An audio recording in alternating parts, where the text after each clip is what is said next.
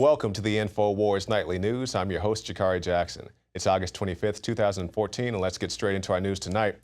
Our top story, maybe you guys have seen this video making its way around the internet. It's about James Foley getting beheaded by an ISIS militant. Now, thus far, I still have not been able to come across a full version of this video. And what I mean by full version is every time I see the video, whether it's on YouTube, Live Link, wherever, you see the guy put the knife to Foley's neck, and then it cuts. And it fades to black, and you come back with the image of the head on Foley's body.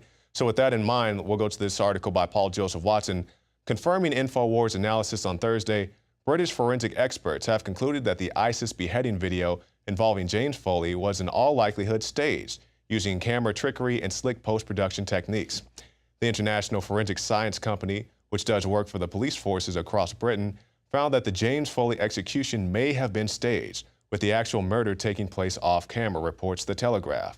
The experts noted that despite Foley's executioner appearing to draw the knife across his neck area at least 6 times, no blood is seen. The video itself does not show the actual beheading, which is very suspicious to me. I mean, I don't want to say it's real. I don't want to say it's fake. I just like to hold my analysis of the actual video until I see the actual video, which I have not been able to come across as of yet.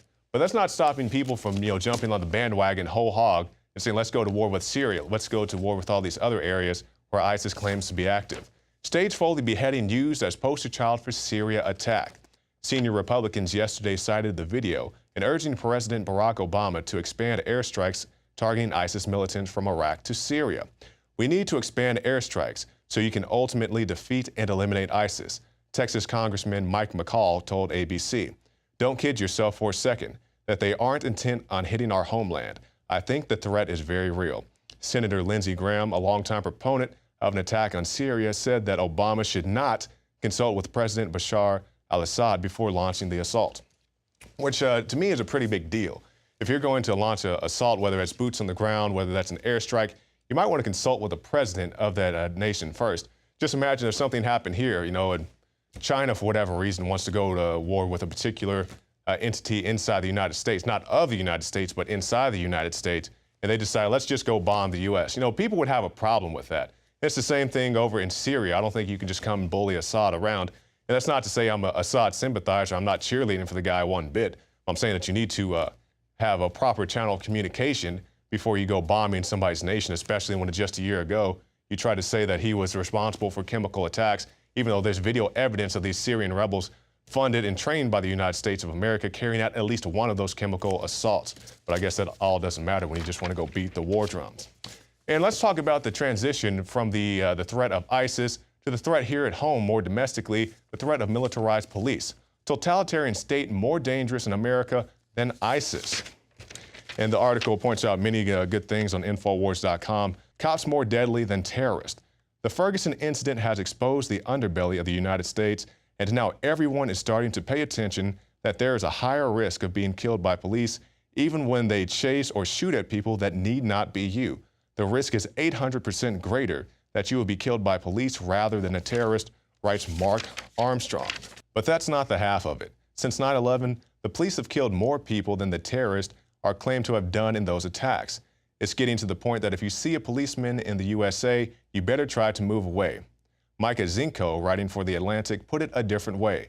The average American is more likely to be killed by his or her own furniture than by a terrorist.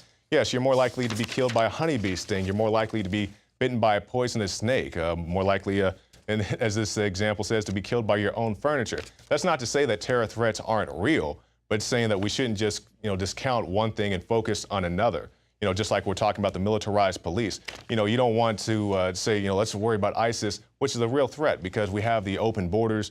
We have all types of people coming over, and they always want to talk about, think about the children coming over, even though the DREAM Act allows you to be a 30-year-old man, a 31-year-old man, and say that you're a child. No, that's not a child at all. But when you have those guys coming over, you also have the open border policy that allows violent militants to come into our country as well. So yeah, the ISIS guys could very well be here active in the United States. Last week in Ferguson, Missouri, somebody was walking behind Jake Tapper of CNN with a T-shirt that said, ISIS is here. So you can have these threats here in the United States, and they need to be addressed. But let's not forget about the other things going on in our country. And that's why now even the White House is chiming in, I think, just to throw their hat in the ring, but they come out and they say they're reconsidering military-grade weapons for local law enforcement.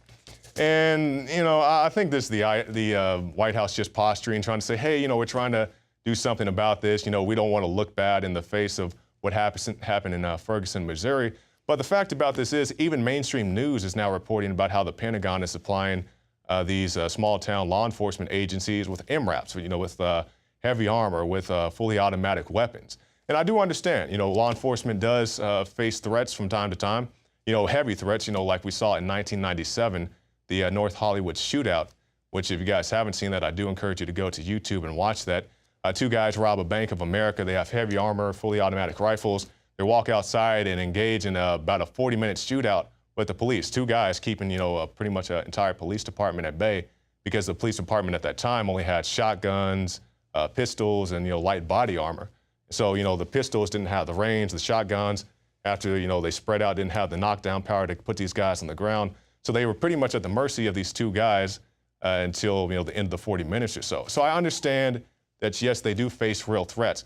But my issue about this is you shouldn't have these type of armaments, the heavy body armor, the riot shields, the CS gas, which you can't even use against a foreign enemy. You shouldn't have those in every type of situation. You shouldn't be shooting CS gas against peaceful protesters. You shouldn't be firing rubber bullets and wooden bullets indiscriminately at peaceful protesters. Because I told the police chief to his face, I said, hey, man, I was out here just like your officers were. It was a blinding cloud of tear gas and smoke gas for a mile down West Florissant Street in Ferguson, Missouri. Your officers could not see what they were shooting at. All they could see was a form in the cloud.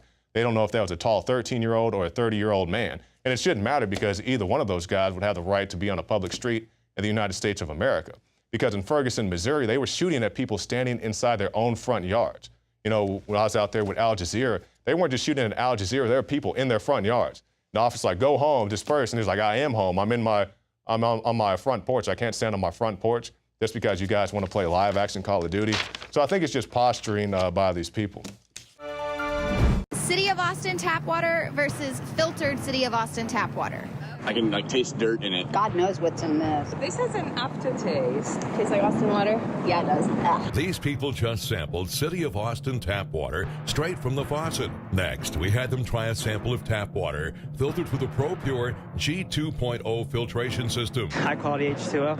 That one is better. Tastes like nothing. Yep, I know what good water tastes like. It's good water. Most tap water contains added substances like fluoride, chlorine, Monsanto's deadly pesticide, glyphosate, and many others. Studies prove that these substances are linked to an assortment of major health issues, including tooth decay, lowered IQ, and even cancer. It tastes like you're drinking out of the lake when you're drinking tap water. Yeah, it has that processed flavor to it. The ProPure G2.0 filtration system removes these deadly substances and many more, leaving only fresh-tasting, deliciously clean water. Okay, this is very tasty. It's good water. Refreshing. It's good. Go to InfoWarsStore.com today. Use promo code WATER and save 10% off your ProPure purchase. Again, that's InfoWarsStore.com or call 1-888-253-3139.